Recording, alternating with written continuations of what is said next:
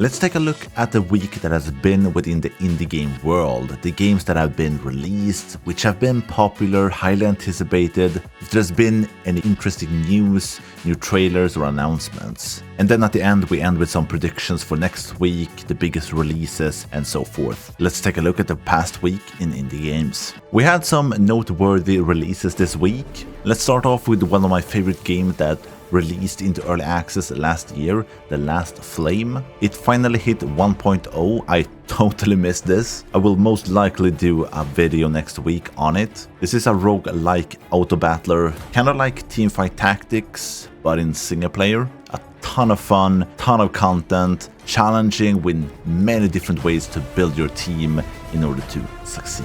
The biggest release of this past week was My Summer Car. This one had been in early access since 2016 and hit 1.0 this week and managed to hit a peak concurrent Steam player count of 5,500. It sits at 94% positive rating with 77,000 reviews. Very impressive. And it's a game all about building, fixing, tuning and maintaining your car. And it seems to be exactly what a lot of people have wanted. We also had Warden's Will. It was released on 8th of January. I spent a few hours in the game and I really think the foundation of the game is good. Very much like Risk of Rain 2, but not at the same level. It distinguishes itself a bit, but not enough. And not in a better way. I also feel like the variety is lacking a bit, the power scaling and interesting upgrades. All of that is kind of lacking. I want to see that improved. If you want to see a bit more of the game, you have the link for my video below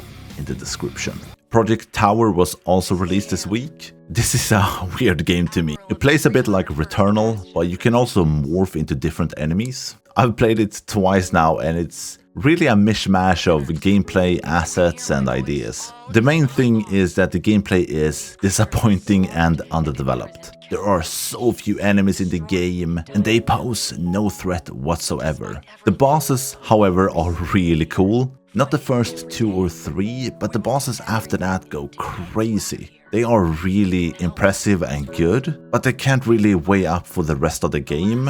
Like the game plays well, it's very fluid, and the morphing aspect of the game is cool, but again, it's not used to its full potential. Yeah, it's a mishmash of ideas, assets, and good boss battles. Then we have a smaller game like Screen Cat that was also released and have been somewhat popular. It's basically a cat for your desktop. A bit like a Tamagotchi, if you're old enough to know what that is. But yeah, it lives on your desktop and you have to take care of it. Kinda cute. Builders of Egypt was also released. This one had the second biggest following on Steam from games releasing this week with 38,000, right after My Summer Car, which had 124,000. This is one of those city building games that take place in Egypt, as the name of the game kind of tells you. It didn't have the best launch, however. It sits at mixed on Steam with 117 reviews, with a lot of players having issues with bugs, bad gameplay mechanics, things in the game not being explained properly. So that's kind of unfortunate. The Rangers in the South was also released this week, made by one dude. I just released a video on the game yesterday. It's a fun, cozy little ARPG/roguelike. A bit basic in its overall structure, but fun nonetheless, and only $4.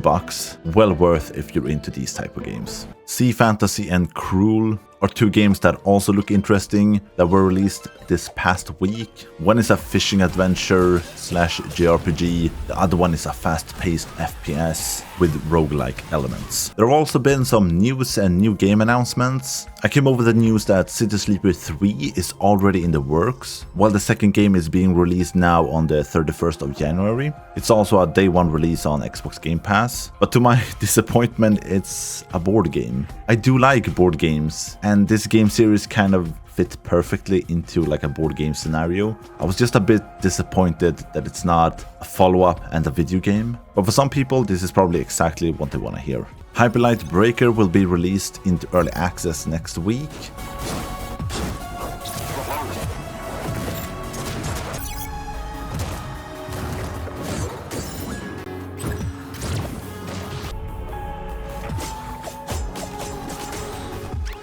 I'm very excited. A few new trailers have dropped showing off characters and bosses. Looks very promising. I'll link all the videos below if you want to look through them all. I'll probably make a few videos on the game when it's released, so stay tuned for that. Prologue, Go Wayback. Yes, that's the name of the game. The first video for this game is out. I was trying to make a larger open world experience than most people had made, and we found a way to do that using machine learning technology, using natural earth data to generate these worlds from latent space. And we essentially reinvented how you create these worlds. And this will be the first game of 3, and it's a single player open world type game that is using a new terrain generation technology, capable of creating millions of unique maps in real time. That sounds kind of insane. The first game will challenge you to survive and reach the weather station to call for help. You'll have to use the environment and tools you'll find, search for food and shelter yourself from extreme weather conditions as you make your way through the world. Could be interesting to see where this goes and if their new terrain generation technology works as well as they say it does and really is something new and better. Tales of Iron 2 will be released later this month, 28th of January. A new trailer showing off the game have been released. The first game was released back in 2021, and with almost 10k reviews, it sits at 88% positive on Steam. The second game looks good. It's a brutal side-scrolling ARPG set in an animal world where you embark on a quest to defeat an ancient evil.